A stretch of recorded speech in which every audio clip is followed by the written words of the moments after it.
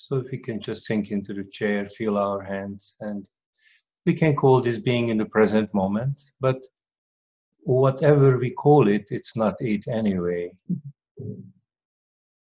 Usually it's wonderful to kind of be very simple together and feel this amazing silence, this amazing love that is available to all of us.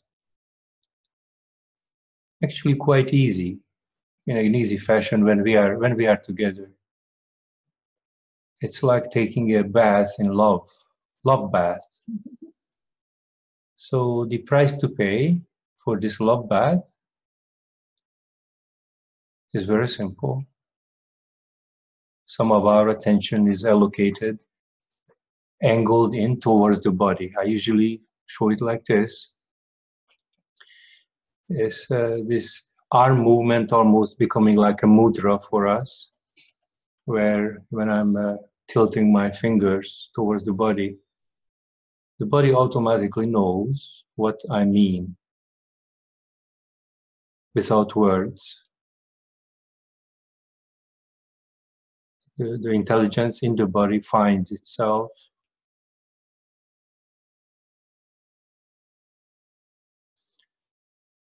And the other prerequisite, the other price that we pay for enabling all of us to be in this love bath together is the commitment that we cannot be serious while we're doing this. So to do this non-seriousness, we say hello using the chuckle. So instead of hello, we go like this. So it's a deliberate act of chuckle, because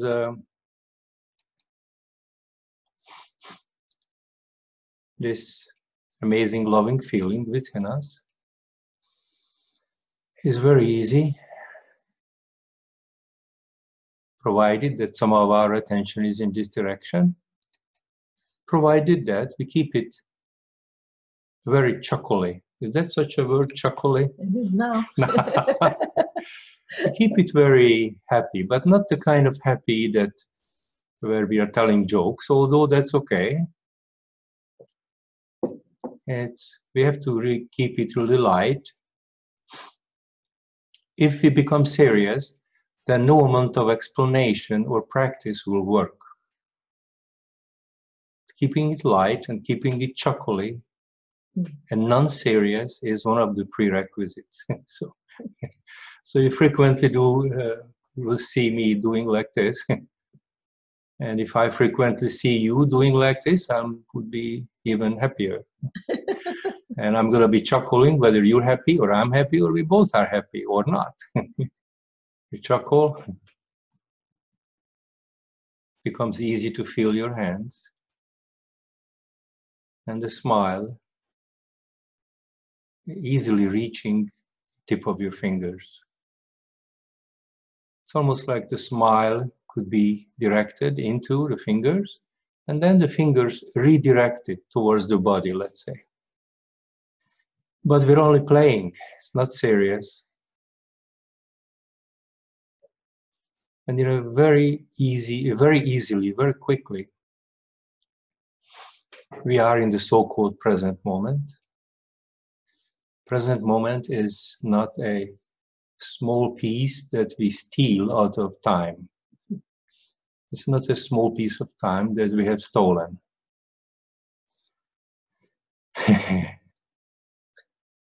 Also, present moment is not what we're doing at this moment. There's all kinds of misunderstandings about the present moment. It simply means that we have activated a part of us that is normally not playing with us in our dimension. By activating a part of us that we haven't been using for a long time, we feel this amazingly loving, wonderful calm. As a result, the mind stops.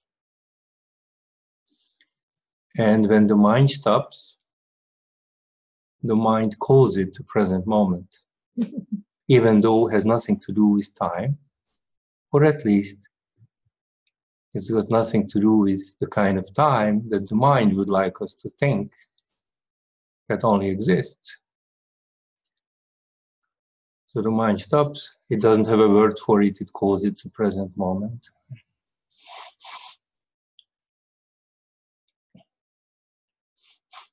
When we have the chuckle and the allocation of attention, very quickly we access a part of us that's always been there.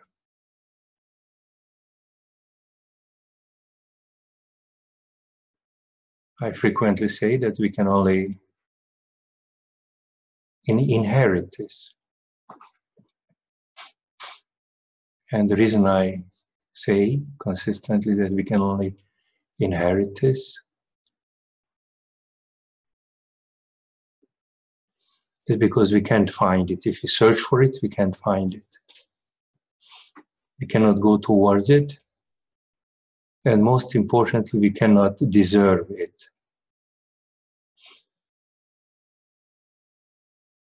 The mind would love it if somehow it could participate with us in this activation. So it kind of it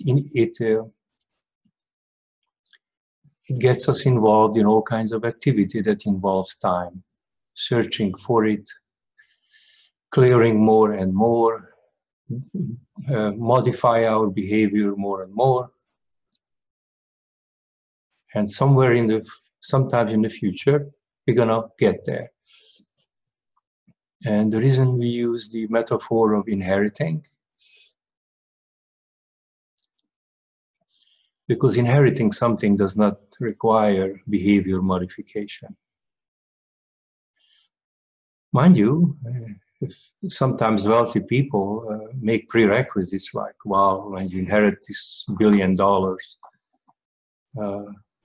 you must be married and you must be getting off alcohol. So there might be some prerequisites. But generally speaking, when we inherit, it doesn't require any modification. I can inherit money from my father, whether I deserve it or not, just because I exist. Most important thing to remember is that I can't search for it. How could I search for it if I already have it? But the price to pay is activation. Activation simply means that I take some of my attention and allocate it in this direction. It's very simple, it's easy. Smile always helps. That's the price to pay. It's ridiculous even the way I express it, the price to pay. The mind would love it if our attention is consistently in that direction. In the templates, the mind would love it if we only see the world through its templates, its filters, which usually consist of some sort of fear or fears. Society creates rules which made up of fearful templates, rules. So there is no support for this in society whatsoever. So that's why I use the expression, the price to pay is to take my attention and smile at my fingers and sort of bend it in. There we go.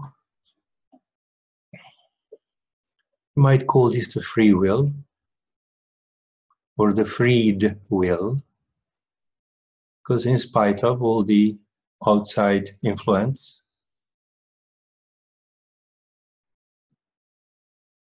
I take my attention, which is my right, and allocate it this way. No one will like you for it or approve of it. No one will give you or me a good mark. The only person who would benefit is you and me. By experiencing this amazing, loving space so easily. Keep it chocolate.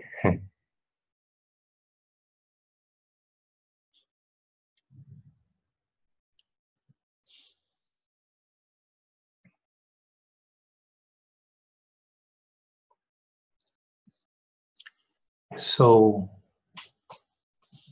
most important during this gathering is that please keep some of your attention on your hand or on your top of your head or your shoulder. Pick a place. The easiest is to be aware of your hands. A very small sacrifice. Sacrifice.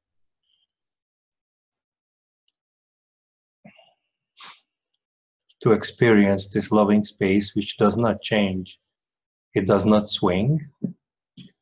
Does not require anything else from you except your attention. I like to call this holding God's hand. It feels like you're holding God's hand, and some people get offended when I use the term God, but I don't think there is anyone in this group who would be offended. Call it. Don't forget to chuckle within you, because it only works easily if it's not serious. If we catch ourselves that it's hard, that means that the contrast mind, our friend, is trying to play, wants to prevent this from happening, this, especially if it's happening so easily. How dare you do it so easily when it takes time? I've been meditating for 20 years and I haven't had sex for 15, and how dare you reach it so easily? As if it did take time. To integrate this into our life, yes, it takes time. But to reach it really is easy. If it's not easy, it's impossible. So one of the first goals of ours is what I call easy making. Easy making is not an option. Oh, it's easy for some people, hard for others. For those people for whom it's hard, it's impossible. Easy making is a prerequisite, because it only works when we don't take it so seriously, like playing in a sandbox. It's a few kids making faces. So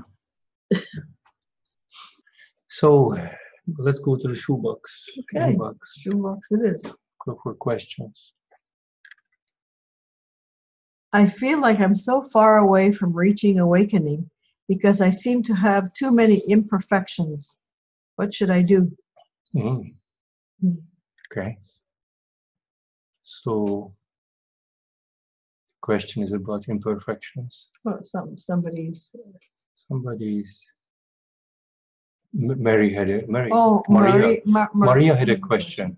Okay. That takes preference over this one. Let's go to Maria. Hey, let's go to Maria, and then we go to the shoebox. Okay. Go ahead, Maria. Can you hear me? Yeah. Yes. I recently saw a little bit of a video, a YouTube, I think it was. You and Nurit and someone called Sarah Taylor. Yeah. Yes. Fairly in the beginning, Nurit said something about you in the mornings having downloads. I was very curious about that. About what? Downloads. How you download the information? Oh, the downloading. Yes. Downloading. I mean, it's a very it's a very IT way of describing it. But I was curious. Can you tell us a little bit about it? Yeah, Maria. You know, when you later on, when you practice enough, and you'll be able to stay within consistently, right? someone from the world of God will mail you a small adapter which you can tap in to internet and download all kinds of stuff. Maria can take the joke. Come on. So yeah, I mean, I sometimes I feel like I'm downloading stuff simply because I'm able to stay with a question. So I ask questions and stay silent, and then it's almost like the universe is dictating stuff to me. Like everything that you hear from me, all the answers, all the expressions, very few comes from a book. I mean, I might learn an expression from a book, but everything was downloaded. It's almost like somebody is whispering stuff to me. But don't think for a moment that it's unique to me.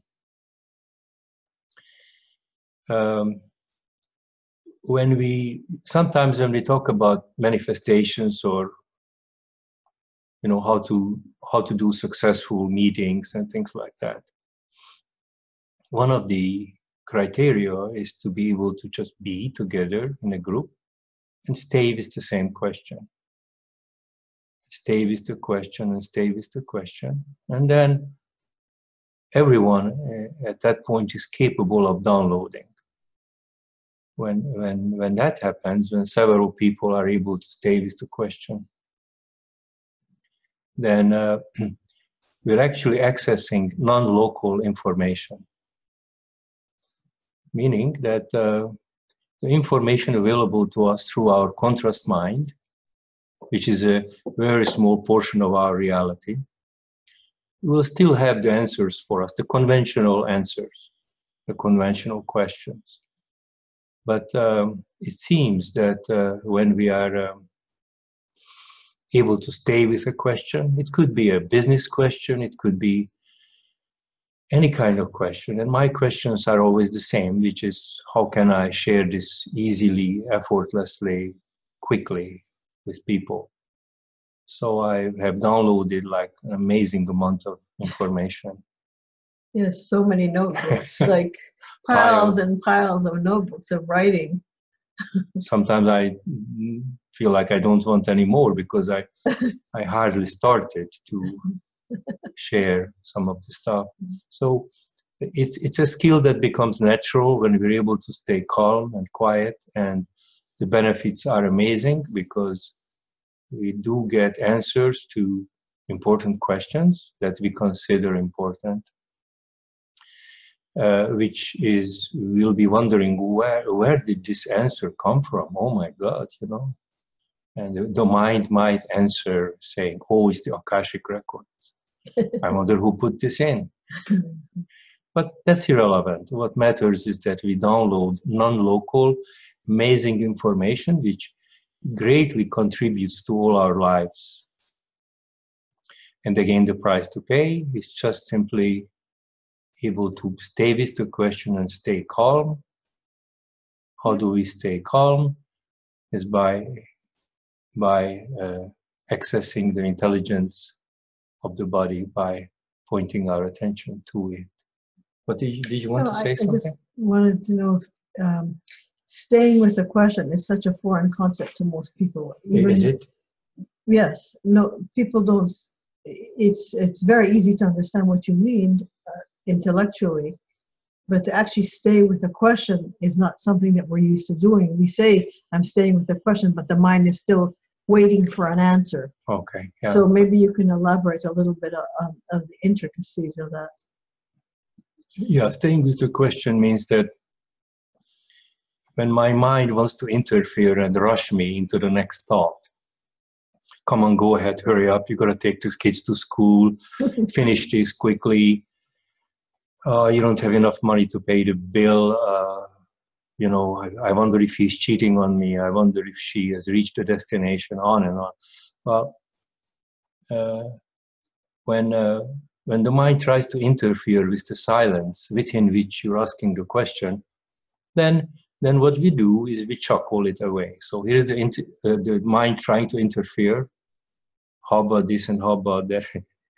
And we have a way to interfere with the interference. So we actually interfere with the interferer. with the interferences. we interfere with the interference. We interrupt the interrupter. We interrupt the interrupter. Yeah, So, that's better. usually a chuckle, and there are other techniques. So I'm staying calm. I'm accessing the body's intelligence, let's say the silence, the presence. And you notice it when the mind stops, then I'm focusing on a question. I'm not in a rush. I'm not expecting any answers. And under these circumstances, the answers will come. And you'd be shocked and surprised about what sort of answers come. I mean, sometimes I write like 2, 3, 4 pages. And then I read it with a contrast mind and say, oh my God, this is good stuff. That's actually how your book got written. That's how the book got written. Yeah. We would sit in our office, the coffee shop, where Andrea, you just found out where it was, where it is, and I'm very much a doer, and I'm waiting to write because Gabor doesn't write, but he can speak. Thank God. So I mean, I can write my name or something like that.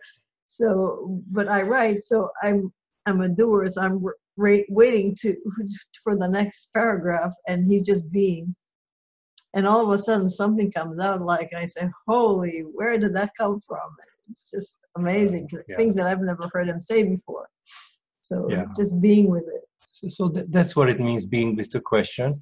The most important thing about that, Maria and everyone, is that it's not a special power. It's not mysterious. It's not exclusive to me. It's not exclusive to creative people. It's not exclusive to talented people. Mm-hmm. All we have to do as ordinary people is just learn how to calm the mind and be with it. And the magic will just happen by itself. So that's what it means to stay with the question. Yeah. Is that okay, Maria? No, it's great. Sounds a bit like creative thinking to me. Let's call it that. Minus the thinking. Creatively non-thinking. Yeah. Yeah. Thank you. Anyone has another question? Let's see. They will write, I guess. Phyllis. No, she's scratching her head. She's just scratching her head, yeah. Somebody else is scratching her nose. So. Okay, I'll scratch my nose too so that there's no embarrassment. Yeah. You can scratch your nose anytime you want. Brigitta's cracking up. She's scratching her hair. Okay, me too. I'll scratch my Okay. Again, the prerequisite is that this works very easily if we don't take it seriously. If we take it seriously, we go more and more intellectual, and I'm capable of doing that, but I know it won't work. More and more deeply into the intellectual aspect of the subject and analytical aspect, which has some enjoyment in it, except there is practically no practical value in it, unless we chuckle. Okay, so let's go to the back to the shoebox. Okay, shoebox it is. So, like I said, I feel like I'm so far away from reaching awakening because I seem to have too many imperfections. What should I do? Well, it's totally hopeless for you. Forget it. Unless you're perfect. That's no. All the imperfections has to be cleared. No. And take all the imperfections, work on it, and in time we'll reach the goal where all the imperfections are rectified, and in time we're gonna be so perfect that we're gonna be godlike, and that's when enlightenment comes. You will see all kinds of lights coming at you, and mysterious, and the. We're not sure if this person has a sense of humor, so you better cut it short, that part. Okay, so please forgive my jokingness, my imperfection as far as speaking about the subject. It's actually intentional. And I don't want to make fun of it, but I tried anyway. Imperfection is a prerequisite for awakening. Oh, I like that.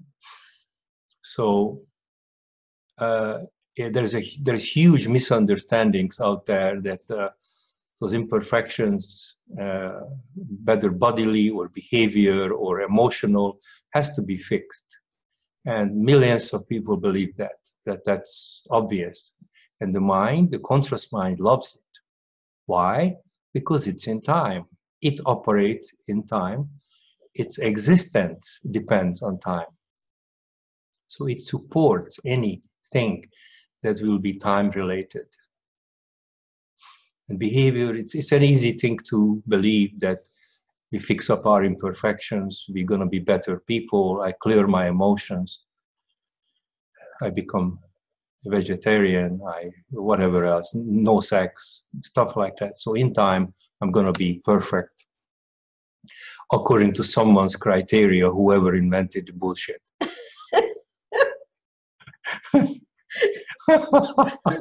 The bull. The bull must have, yeah. Okay, so imperfection is an essential part of awakening. I'm saying it again. Imperfection is an essential part. No imperfection, no awakening. It's also implied, I think, for those of you who might know the Bible much better than I do. I think Old or New Testament, frequently it says that God or Jesus is looking for people who are sinners, etc. So the so-called sinners are the ones who can be awake. So imperfection becomes like a reference point for the non-imperfection. So when we do our exercises, when we repeat them, it's essential to be aware of our imperfections, thought streams, anything that might come up in our conscious mind, or even pain or any kind of sensation in the body that we have, which we might call imperfection. The imperfection could be whatever imperfection that is. And then we start allocating our attention to the body, and we feel the intelligence of the body, and the imperfection is still there. But the body's intelligence is still activated. The calm is still there, and the imperfection is there. And the imperfection is perfectly accepted. By acceptance, I mean not the opposite of non-acceptance. So what happens is this imperfection becomes a catalyst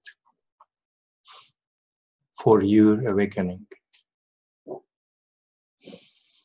It's like a fulcrum. It's like it helps you to pivot. It's difficult to explain, but it can be experienced. Most importantly, you feel the love of God and imperfection, and you allow both to be there at the same time.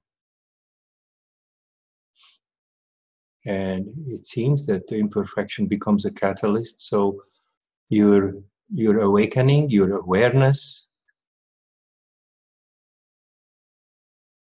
will stick with you much quicker, better, more efficiently.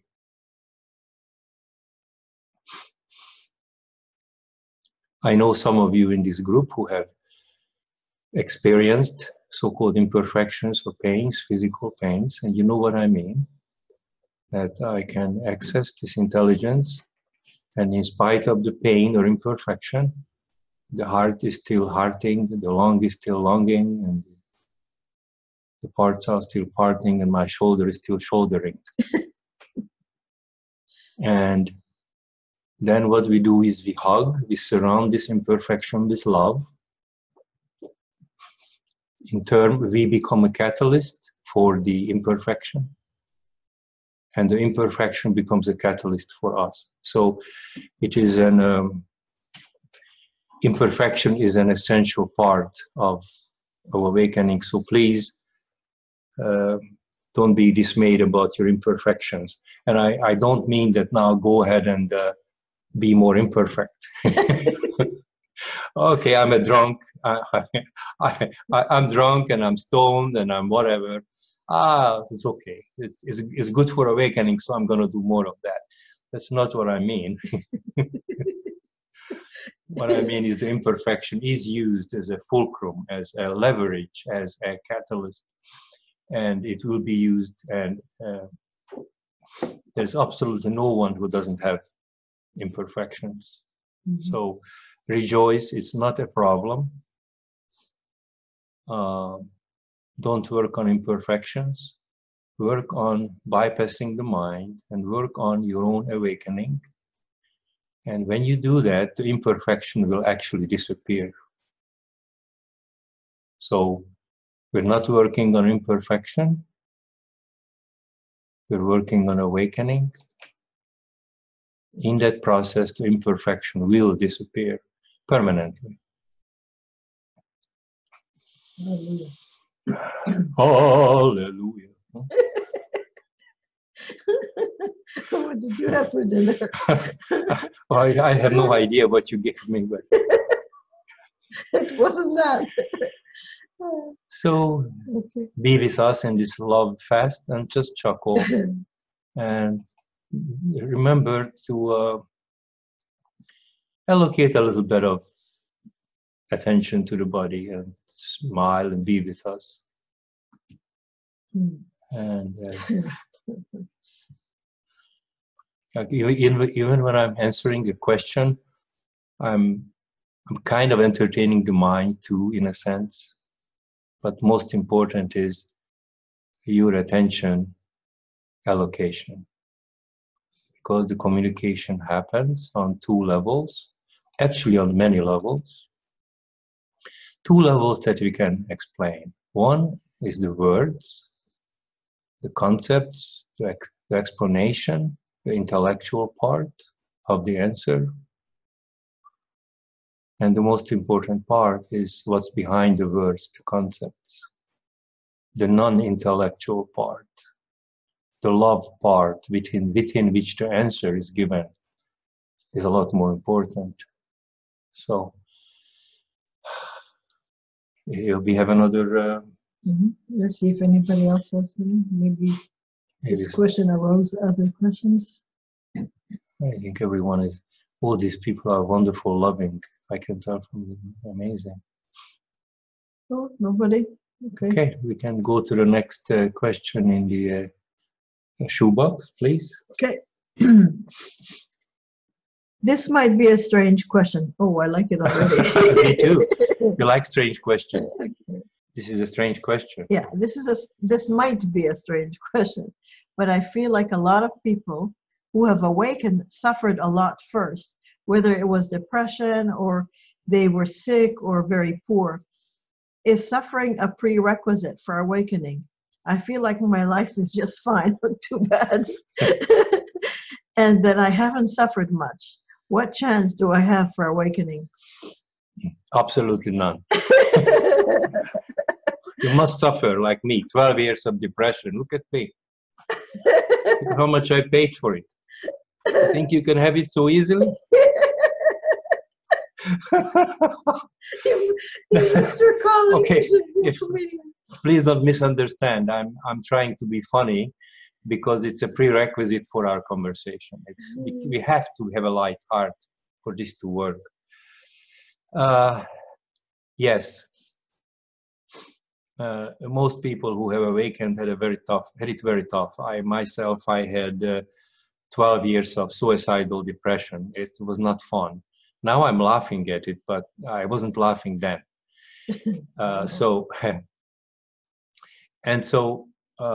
It absolutely matters not whether you're a happy person or unhappy, whether you have money or don't have money. The belief systems out there is that you must be poor and you must be suffering. And that's absolutely not true. Absolutely not true. The allocation of your attention, if you feel in your heart that you're ready for such a simplicity as the allocation of attention towards your body, it'll work for you greatly. I know many people worldwide who I talk to. Many of them are extremely successful and extremely happy. So rest assured that awakening is not the exclusive right of poor people who can't pay their bills and they are suffering. It matters not to the universe. The universe really don't care. Open the door to God or not. And if you feel in your heart that you're ready for that kind of simplicity, it matters not that you're happy. You can have actually happiness on this level, and you can have awakening. The two is not both, they are not mutually exclusive. So based on my experience working with many happy people, very successful people, it matters not at all as long as you do the bypassing, allocation of attention, and then you can experience another type of happiness in conjunction with your already existing happiness. You can have happiness in the mind, which is in duality, and you can have the happiness that does not change, or it does not require anything. Chuckle, and just stay with us.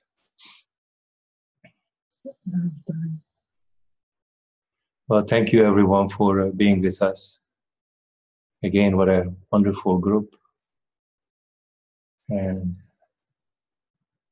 you can easily keep this loving feeling. Just a little bit of maintenance attention to the body will keep this with you, with us the whole day or more.